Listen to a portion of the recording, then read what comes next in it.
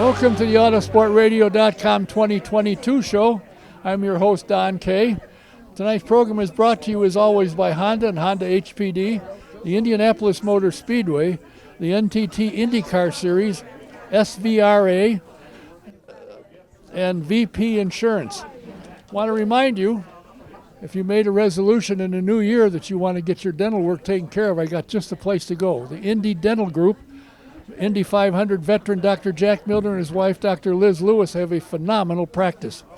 If you need dental work, give them a call, make an appointment. The number is 317-846-6125. That's the Indy Dental Group. And if you want to keep up with everything that's going on with the IndyCar Series, you've got to subscribe to Trackside Online. The subscription will get you all of the PR from all of the teams. You keep up with what's going on. So go to tracksideonline.com and sign up. It's interesting that when it's the commissioner of insurance says every year or two check your insurance to make sure you're getting the best price. And I highly recommend VP Insurance. Call Mike Pardee and get a quote. You might be surprised, as most of us have. You get better coverage for less money. Give him a call at 317-248-0070. Tell him what you need. He'll take care of you. Or drive by the office. It's at 5004 West 16th Street in Speedway. That's VP Insurance. And if you're a vintage car fan or a Trans Am fan, the SVRA is the place to be.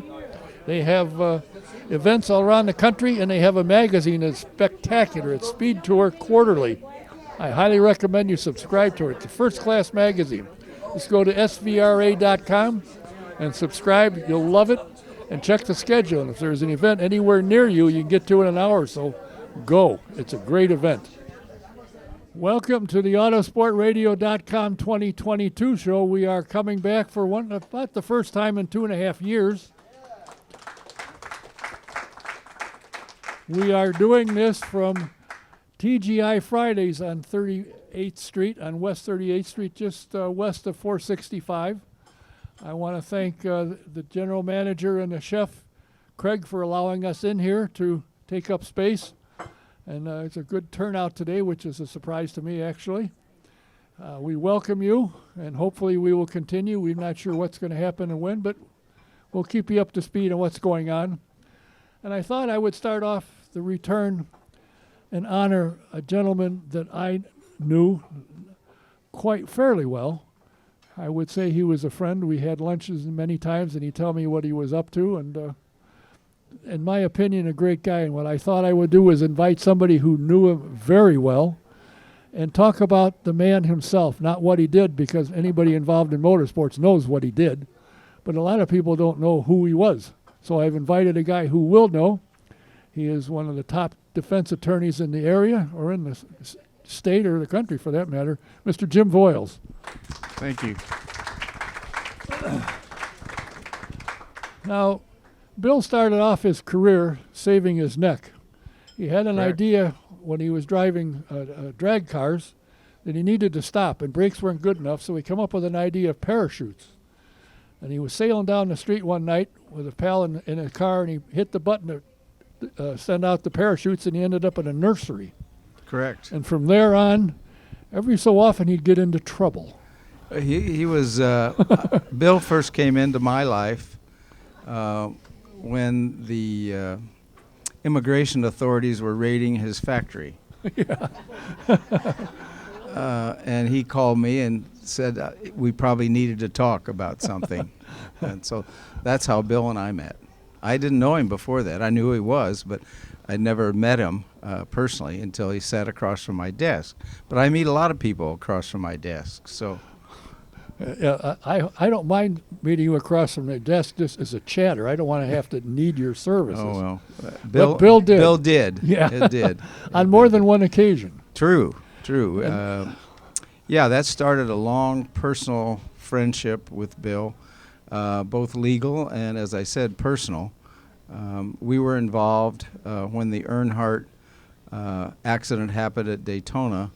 Bill was maligned by people about that accident, and so he reached out to myself and a lawyer in Jackson Hole, Wyoming, who was a personal friend of Bill's, Bob Horn, and we brought a defamation suit against NASCAR in the Southern District of Indiana Federal Court here in Indianapolis, and went through a very, very rough time. Bill and Earnhardt were close friends, and Bill was really devastated, not only for the death, but for him being blamed in some manner of fact for that. We went to the extent we hired seatbelt experts. Matter of fact, we did an autopsy on the vehicle. We went down to Concord and went through it with our experts, and felt that that was very supportive of the case that we filed against NASCAR. So, and we settled it with NASCAR just before the Brickyard the following year. So he had a propensity to me, he was a guy, there was two ways to do things, his way and the wrong way. And that's accurate again. Yeah. But he would listen to me about when he thought his way was the right way, and I might have disagreed with him, but we worked out all our problems. Never had an argument at all throughout our entire relationship. As I said, we became personal friends. When I had some health issue, Bill provided his airplane for my family and I, and just couldn't have been nicer to us throughout that whole history of our relationship.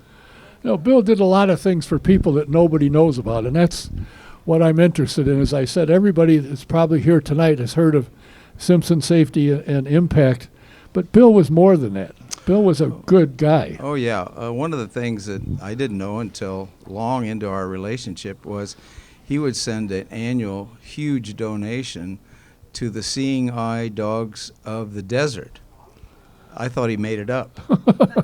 I said, what are you talking about? And he said, no, there's really an organization out west. It's called the Seeing Eye Dogs of the Desert. And we checked it out, and he was absolutely accurate. And he was religious every year of sending these large donations to them so that they could fund their projects.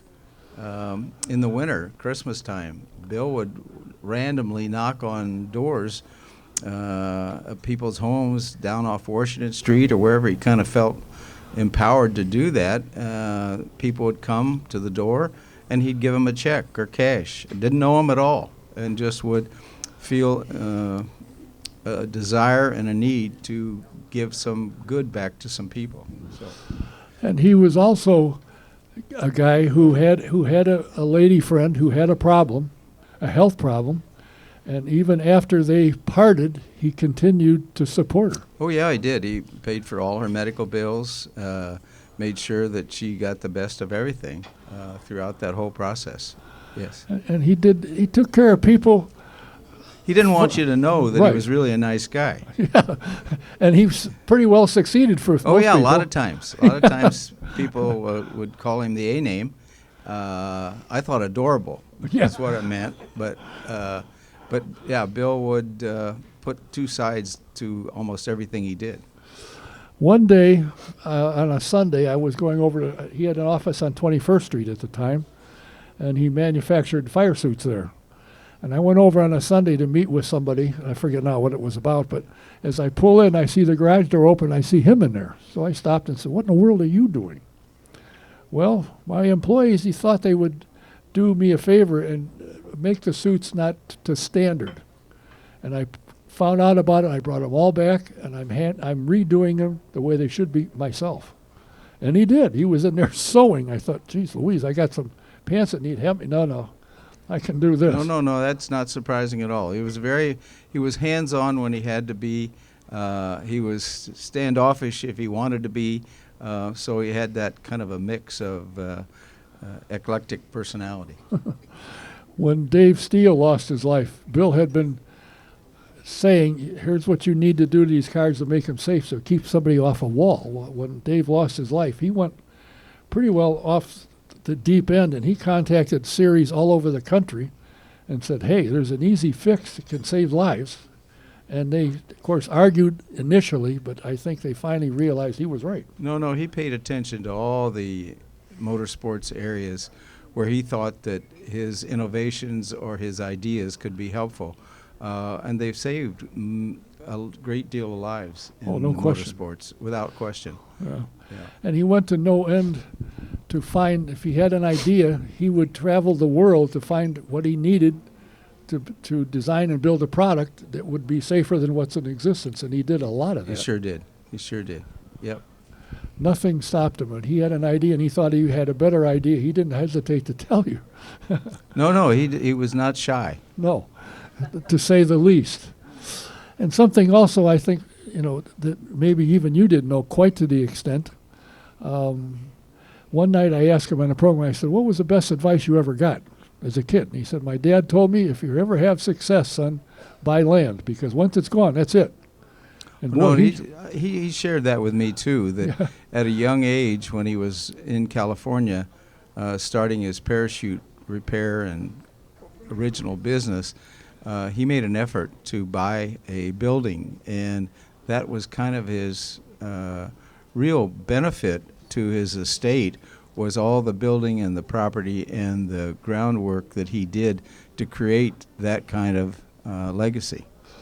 And I understand that all of that is still pretty much still here, but it's heading in a direction. Yeah, I'm one of the 5 trustees that manage the estate, and at the conclusion of when we wrap that up, money will go to a foundation that Bill has set up that will involve his son and his granddaughter.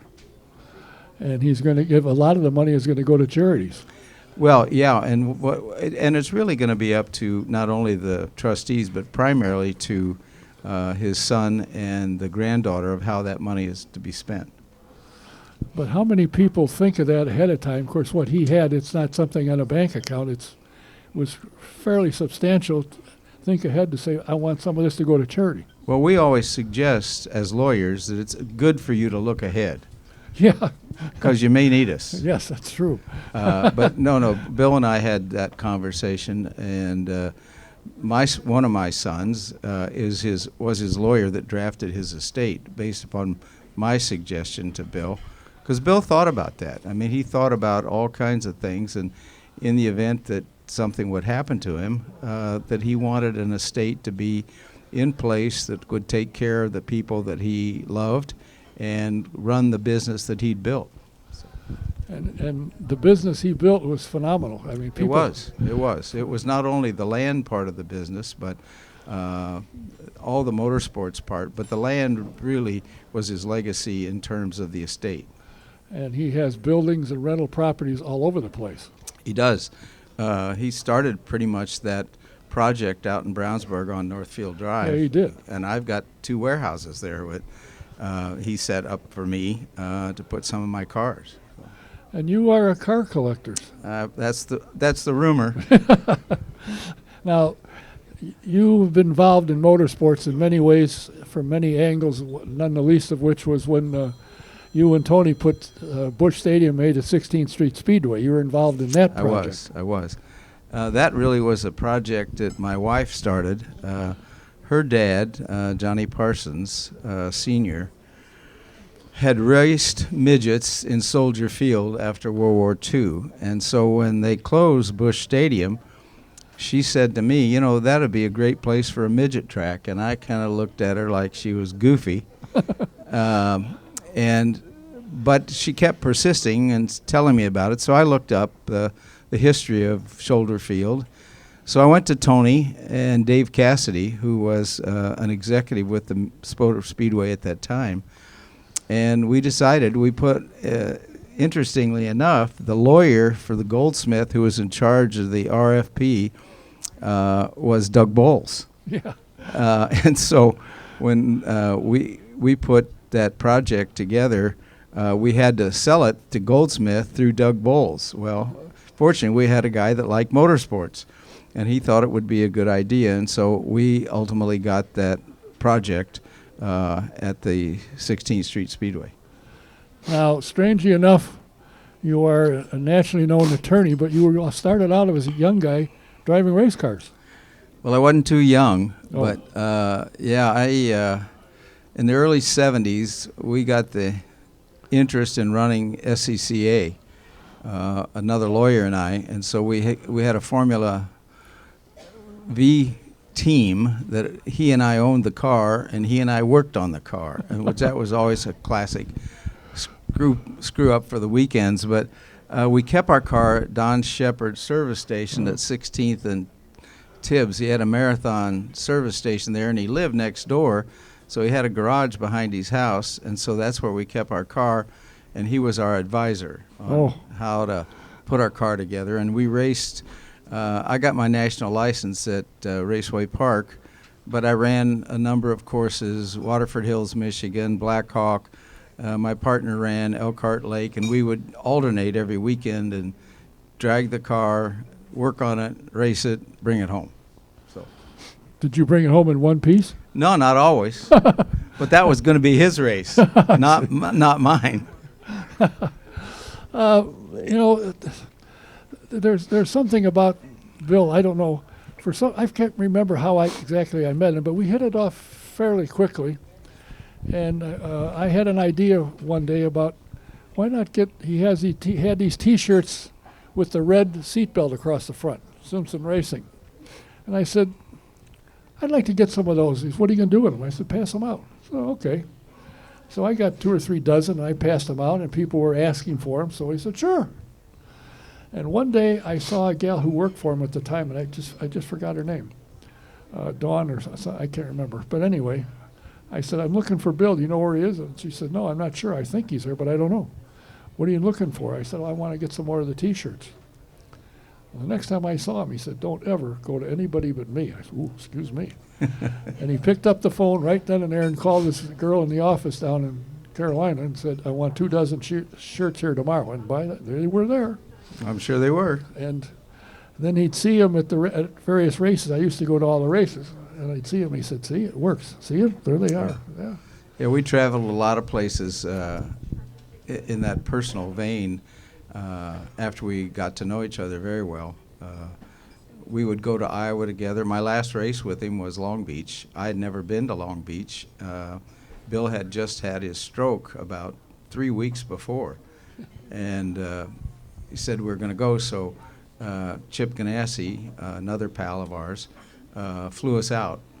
Chip and I and other people and Bill. We stayed in the Westin, and what I remember about that whole trip was he'd get down early and he'd call me. He said, I'm down at breakfast, where are you? And so I would go down, and then he said, we have a special way to walk across the track to get to the track. You have to walk with me. We have to go through the parking garage, and it's the fast way. And so I could never go to the racetrack myself. Like I couldn't find it, and it's across the street. But we had to walk together, and we had to walk through the parking garage, or he wouldn't be happy. And Lord knows you don't want him not happy. No. Not a good idea. Now, something else that he had and had a fascination with, he had his own zoo out west. He did. When he told me he bought a camel, I really had a real difficult with that. I said, you know, we live in Indiana. They're used to deserts. And then he explained that camels are fine, that they can go anywhere. So he had camels, he had donkeys, he had a whole menagerie of animals. In fact, one night he for the last 2 or 3 years of his life, he came every Tuesday night. Right. He had his entourage, of course, but he was there. And every so often I'd haul him up and talk to him. And one night he said, I got to leave. I said, oh, okay. Is it something I said? He said, no, I've got an animal coming. I got to go out to meet it. And this was at night. Yeah, that's the other side of him. Yeah. He loved animals. He did. Didn't like people, liked animals. Well, you know, it's interesting. Now what is going to happen finally on Fast Friday, there's going to be a memorial to Bill at the Speedway. There is. It's an invitation-only event. Kim, who runs his properties in Brownsburg, has been just fabulous in helping us kind of organize this event.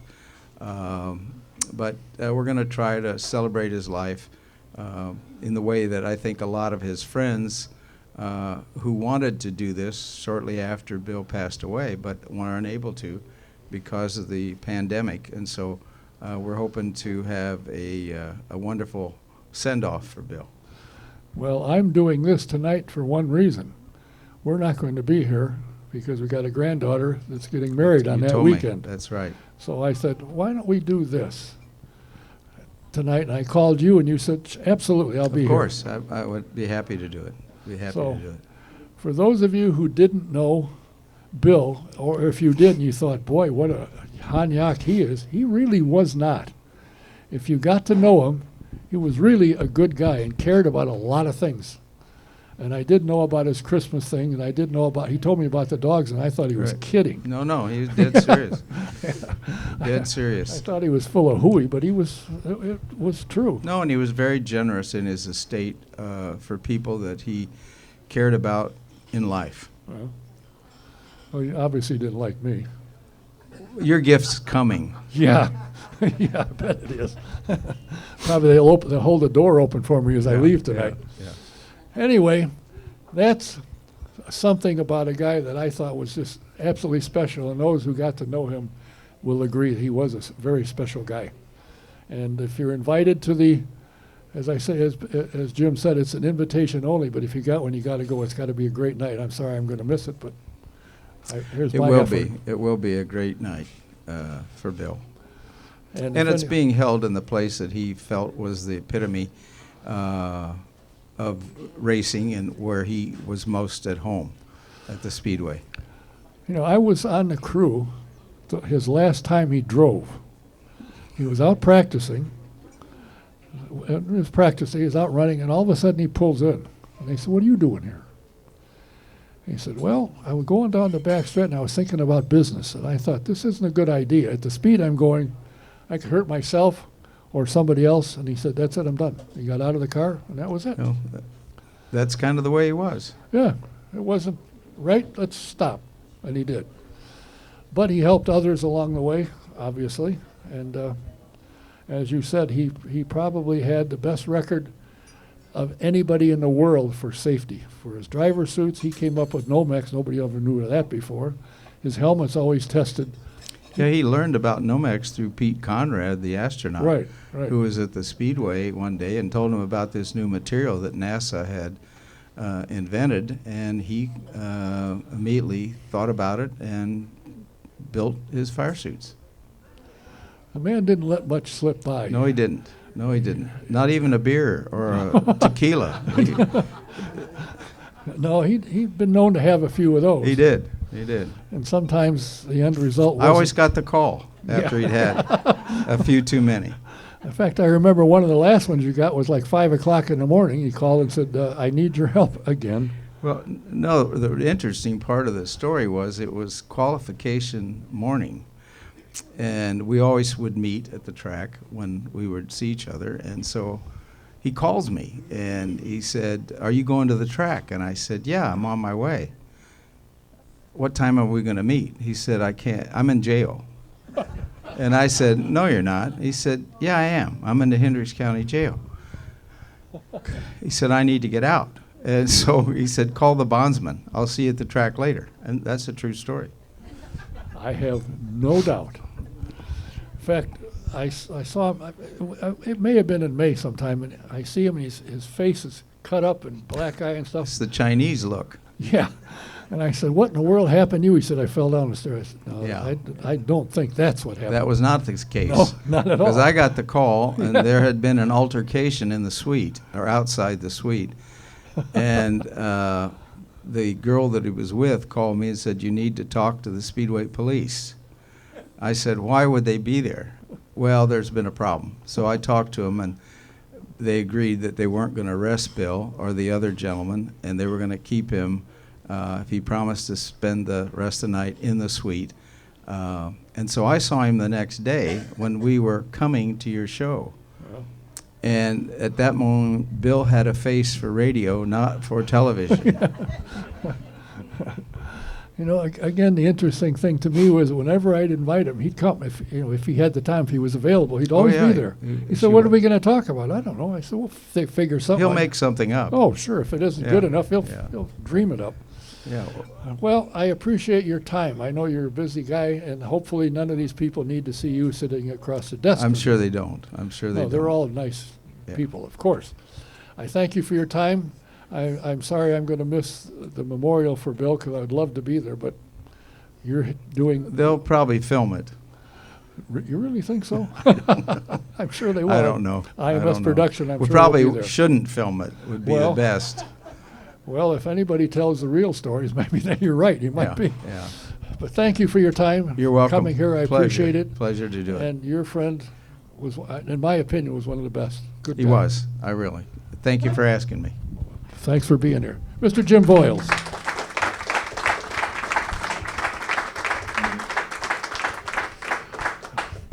That's it. I have another guest coming up. Perfect. I'm leaving. All right. My next guest is a gentleman that I'm sure most of you, Tough act to follow here. I will. I just had dinner. if you have followed USAC over the last 25 years or so, you will recognize this gentleman. He's a numerous time champion. He I forget how many wins you got. 30 some odd wins, 38 wins or something like that. And not only sprint cars, most of them are in sprint cars, but in midgets and Silver Crown as well. You're a 6-time USAC national champion, and strangely enough, you drove for a guy that I'm sure everybody here has probably heard of, and only one championship you won wasn't with him, and that's Tony Stewart. Yeah, my racing career. A lot of people, kid me about it. 10-year overnight success story, right? So, you talk about those wins. I forget about the wins. You remember the ones that you should have won or the ones that got away, right? That's racing, and it was a fun ride. Enjoyed every minute of my driving career, and learned a lot of things outside of the race car that I've used in my career since then. Now, you're originally from Olney, Illinois, which is, I'm sure, a hub for racing. Right. I'm sure everyone here, they probably haven't been there on purpose, maybe, if they've been through there. Grew up in Olney, Illinois, which is southeastern Illinois, right across the river from Vincennes, Indiana. So it's a small town. My dad's family had farm and home stores. Right. So that was the beginning for me. Not much to do in Olney, but play sports and work. How did you get into racing? I was a fan, right? I just fell in love with it. My mom, I think, is still waiting for me to grow out of that phase, right? So my dad and one of my uncles raced go-karts, and I hounded them until they finally got me one so I could go with them on some of the weekends in the summer. One of my uncles drag raced, and Tri-State Speedway in Hobstadt, Indiana was the closest track to me. So a lot of people from my hometown would go there, and my earliest memories of going there, and then they raced late models and sprint cars on Sunday night, and if nobody from my family was going, it was like the end of the world. I had to find somebody in town that would let me drag me along to those races, and I've been hooked ever since. It's amazing how that happens. And in 2013, you one night said, "That's it. I'm retiring from driving." Yeah, I'm fortunate. People ask me, "Don't you miss racing?" Well, yeah, you miss racing. You miss, some nights a sprint car race and go green to checkered and it's 10 minutes. Well, yeah, those 10 minutes are the, some of the most thrilling, the most intense time anybody could ever experience. I wish everybody could experience that sprint car on dirt, that feeling. But, just fortunate to, started in the late 90s. Just my dad and I, we didn't know anything about it. Nobody knew us, learned, and then, to be at the top of the USAC level and win and get to do it. I appreciate that. And then, Heidi and I married and had kids, and I was working full time, and, I just realized that maybe I didn't need to be the one making circles anymore. So. You did go back, I think, to the family business when you retired to start with. How long did that last? Yeah, so January of 2010, we actually moved to Swansea, Illinois, which is just outside of St. Louis. opened a new store there. My mom and dad actually moved there from Olney, so we 82,000 square foot building that had sat empty for 10 years. So we spent 5 months, long days of getting that building ready to go, open up. I still drove full time, family business, so I could work full time there and make $9 or $10 an hour, and then try to go and race and make a living too. So, doing that, and then I had to have Dr. Trammell worked on my neck. At the end of 12, I was leading the sprint car in Silver Crown points in 12, and finally my left arm, the nerves to my left arm just completely quit working. So Dr. Trammell said I could either drink a case of beer a night to get some sleep and it wouldn't hurt for a little while, or they could go in and fix it. So I figured it'd be better just go in and fix it than drink a case of beer and maybe need to call Jim at some point. So, that was tough, right? I'd never had an injury in a race car, fortunate, and get to that point and have that done. That was kind of the process of me evaluating where I was at in my career. The opportunity to run the Indy 500 or do something else, slim to none at that point. So just all those factors led me to my decision that I didn't need to be the guy driving those cars anymore. Well, how did you leave the family business and then end up at USAC? Well, so like I said, that was January of 10 there, and then I moved back to Indianapolis and took the position at USAC Labor Day of 15. So, I'd always stayed close with all of those guys at USAC and helped some guys in racing in 2014 and end of 13, and they were talking about what direction they needed to go with some of the circle track stuff. USAC was expanding, on all fronts, business-wise, to stay relevant in motorsports, stay in business. So the circle track part, which the part that I cared about, my opinion, I was offering my opinions and advice, and one thing led to the other, and said, well, why don't you come work for us? Well, you must have been relatively successful, because when you left there, you were vice president of USAC, and you oversaw a lot. You had a lot on your plate while you were there. Oversaw everything. It was, like I said, my heart and passion, sprint cars, midgets, Silver Crown, that was the focus. But in my 5.5 years there, to work, with the people on the quarter midget program and with new stuff in karting and road racing stuff, and Jason Smith had taken all the other stuff like Robbie Gordon's trucks, yeah, and special events. So it was neat to work in each section of that, and I wasn't really working or trying to learn or even had a plan. I was just trying to get up every day, do the work, try to make it as good as possible. And I always looked at it, the racing, as 3 sections, right? You have the promoter, and you have the fans, and then you have the team and drivers.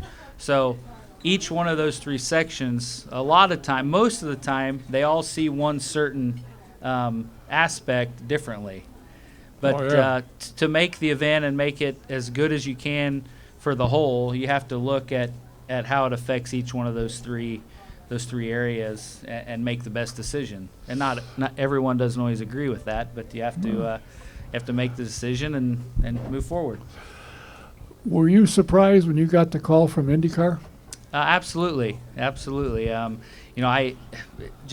We're so busy at USAC from June, July, August, September that last year I did all 6 of the SRX races, going back and forth from a Friday and a Sunday back to a dirt race, wherever it was, and there were days in there I forgot what day it was even. So I really didn't even have it on my radar of what the Penske Corporation and IndyCar was looking at doing with Indy Lights, and late in the year when when Jay Fry and Roger Penske reached out to me, it was a surprise. But when I stopped and thought about it, it was absolutely an opportunity, that something that I wanted to be part of. Now, you've heard this 1,000 times, and I've said it at least 2,000 times, that probably up till it stopped 4 or 5 years prior to that, the greatest race in the world was the Freedom 100, which was the Indy Lights. And Roger comes along and he says, "Oh, nope, stop." I'm sure you've heard that forever, and I still get emails. People in our group, there's about 18 to 20 of them, they would come in Thursday to be here Fridays and get ready for the Freedom 100 on Saturday. Right. I mean, if I had $10 for every time somebody has asked me that, I could own an IndyCar team and have you and Jim be co-owners without putting any money in on There it. you So go. we know that's a race that is very cool, right? We know the history of it. For right now, we're not doing it.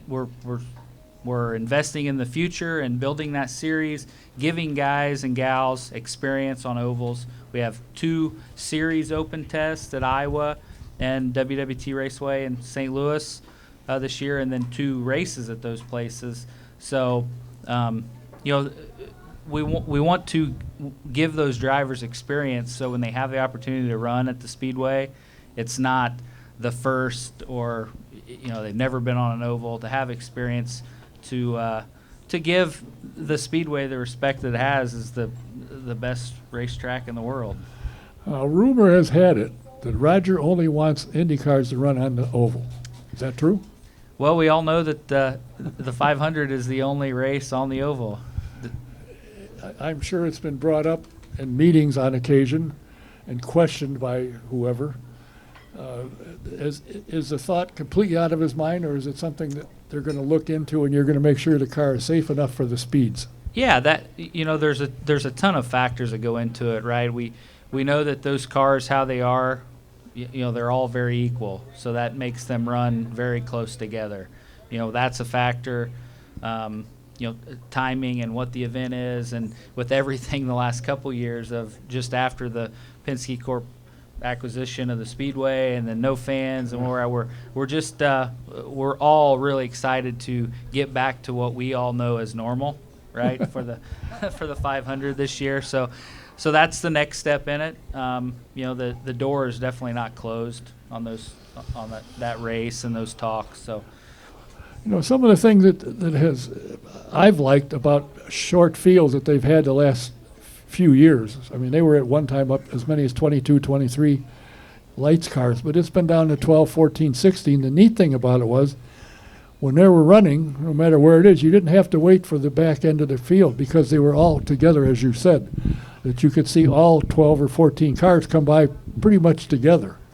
And I never crossed my mind that would be a reason to be careful, because they are so close, and the drivers are obviously learning and doing very well. And the number of drivers that have come out of the lights into IndyCar is quite amazing. In fact, I think one race in the last year or two, 23 of the drivers starting the 500 came through the Indy Lights. Right. Yeah. That proof is there. We can see that experience equals results in IndyCar. So that's a huge reason why we want to make Indy Lights the place, the proving ground, the learning for future IndyCar drivers. Not only drivers, but they're really just small Indy cars. Right. It's, from the parts and pieces and what you do to them. So that proving ground for team managers and engineers and chief mechanics and team owners is perfect to keep. When you have over the past, when you've had some guys and teams move up to IndyCar, well, that's what we want to happen. But we have to have enough of a ladder system so we keep replenishing all of those areas. Are you work directly with Dan Anderson and his 3 now series? He has the USF Juniors, the USF 2000, and the Pro 2000, to make sure that they are teaching what they need so that people can move up. Because as everyone knows, 33 cars this year is probably going to be the max. And the reason is crew. There's not enough crew people to crew cars. Right. my two boys are in 4th and 5th grade, and I talk to them 3 or 4 times a week about, hey, there are plenty of jobs in racing. You don't, and trust me, I try to tell them that there are plenty more jobs than just being the race car driver. We need all of those other positions. So, that is huge. IndyCar launched a job portal the first of this year.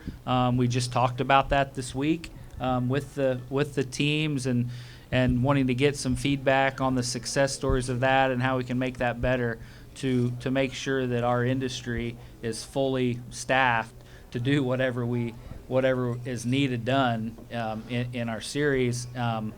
Anderson's group, like we've all said, right? I mean, for what they did and what they are doing on that ladder system is great, right? The proof is there. Can't thank them enough for keeping it going, keeping what they're doing. Launching their juniors program with younger kids that are, under, 14 and younger. So just keeping that pool going, right? And now those Anderson's divisions are sanctioned by USAC. So, making sure that they have races and can do it that aren't in conjunction with IndyCar events. So now the goal with Indy Lights is to have all of those events be at IndyCar weekends in the markets where we want to be, while the Anderson Promotions group, sanctioned by USAC, IndyCar doesn't have someone there, personnel, full-time people running that. Anderson's group does a great job, and it's sanctioned by USAC now and not IndyCar. And Rogers' overall thing was if he owns it, he's going to have people that are there and running it and facilitating that. And if not, not going to be a part of it, right? Of making sure that it's in a position that it can happen, but it won't be a coin-operated, so to speak, deal. The other interesting thing I think is the success when drivers that come from Europe and drivers that have come into that series, that the number one ladder system to build to go from the ground to the best in the biggest series, IndyCar, the ladder system is the best in the world. There's no question about it. It teaches you how to drive the cars, and it's graduated, so as you move up, the car gets a little more difficult. It gets faster. In fact, I've had a number of guys that have come out of Indy Lights, gone to IndyCar, and say a Lights car is harder to drive than an Indy car. Yeah, no, you were saying, right, the ladder system is successful at this point. It's not the days of, Mario or AJ or Parnelli of it's just not the same way anymore, right? It is different. These cars, I talked to Cody Swanson yesterday, right? I mean, talking about any opportunities in Indy Lights and on the ovals. He knows that he needs that experience to have any sort of opportunity or chance or feel good about going to the speedway to run. I mean, it comes back to even my career, right? When we had the Drivers' Championship and the opportunity for a scholarship for a USAC guy to do it, I competed with Brian Clausen for a couple years, and that, I mean, he was more suited to do it than me. I was at the end of my career. He was the guy pushing to do it. I didn't run any midget races those years, sprint car and Silver Crown. Well, he did it, got to run some lights races, got the experience, won it again the next year, parlayed that into a 500 opportunity, and we know the buzz that created, right? Huge. The huge buzz in the short track community. So, just any opportunity for guys that want to do it, you have to learn how to do it, right? You set different, it's just different. Everything, the steering wheel's different. Just learning that trade. So, if we can help do that for a few guys, we know that the buzz that it can create. No question, and I think Cody, I'm surprised that something hasn't happened, because he ran I think a lights race or a Pro 2001. First race out, he won. Yeah, they did that.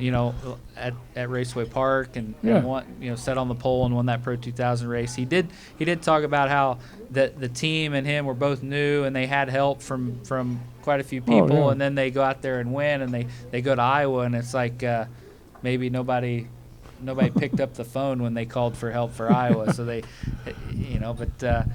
but for him to go and do that, and then know that he would like to try to do something in Indy Lights to get some oval experience to be ready if something could come about for IndyCar. Well, it seems to me probably one of the best drivers currently competing. I mean, there's several really good drivers out there. He's as good as any. For him not to be there, and there's a couple more guys that need to be, made aware of. What's the status of Indy Lights now? How many cars do you expect to be running this year, full time? So we had 14 at St. Pete. We'll have 14 at Barber this weekend. The field is so close. You touched on it before. Everybody's close. A lot of interest for next year, and really that's what I've been working on hard the last 2.5, 3 months is putting teams and people in position to be ready for next year. It's not just a racing industry hurdle at this point, right? If you want to do something and ordering it and making sure lead times are met, racing is definitely affected just like everything else there. So, mid to late July, everything for next year needs to be in place and in motion to make sure that you're ready to go for 2023. And as everybody knows, if you're looking for a sponsor, you need to be there in June, July, August, because they make their budgets in October and November. So you got to be there ahead of time making your presentation. Do you see, you think Uncos Hollinger will come back? I know I just did a thing with Ricardo, and he's thinking about coming back to Lights next year as well. Do you see some other teams that go? You talk about that, right? They're a Lights team that now has an IndyCar. Right. So that's what we want to happen, right? But we just have to be able to fill in when somebody else moves up, somebody fills in, you have a new guy in town. So, but they do still have one car. They're I think they've had people approach them about leasing a car or buying it, and they're holding on to that, right, with the intention not for a show car. It's it's still there and theirs to be able to do something when and if they want to. Well, that's what he told me, that they were looking at it for next year, that Mr. Hollinger is all in for it. So, and I think he came in out of nowhere, and all of a sudden he's walking at the end of the year with a big trophy for championships. He really came in and did and performed super well. I mean, the guy's got a good team, so that the IndyCar team will, and by next year, should be ready to go, if not sooner. Right. In racing, and every time you step up, there is a learning curve, and it takes a little time. But it's exciting to see all of those teams doing that. Yeah. Well, I think as Jay Fry said, when your name came up as to who to take over as Director of Indy Lights, your name came up, and he said there couldn't be anybody better from a driver standpoint, from having been outside organizing and taking care of like you did at USAC. Perfect man for the job, and fortunately for him and them, you took it. Yeah, no, it's I started late October. The time now, it really has flown by. I've enjoyed it. I love it. I feel like I get to do it. I don't. It's not like having a job that I have to do, and I just I pray that passion and desire and intensity stays burning inside of me to make it as good as I can for everybody involved. Well, the only other thing you can do is go back selling farm equipment or something in your family business. Right. Do you still go and check the store out every so often? So my grandma is 97, still lives on her own in all. My grandpa passed away in 2008. My dad has, he's one of 9, so a couple of them are gone now. So I tell people in racing, get it, right? My dad's family would, if you looked at it in racing, it'd be like having one car, 10 crew chiefs that you rate, and you only race 3 or 4 times a year. so everybody's in charge and everybody has their own idea, but it started in 1964 and it's still going strong, and they're adding a store in Tennessee currently. So everything's good on that front too. Well, one of these days there might be a On the door. We need you in Tennessee to run the store. I love what I'm doing now. It's like I said, you asked me earlier right off the bat, how'd you get into racing? It just, as a fan and as a young kid, just nothing more exciting to me. It's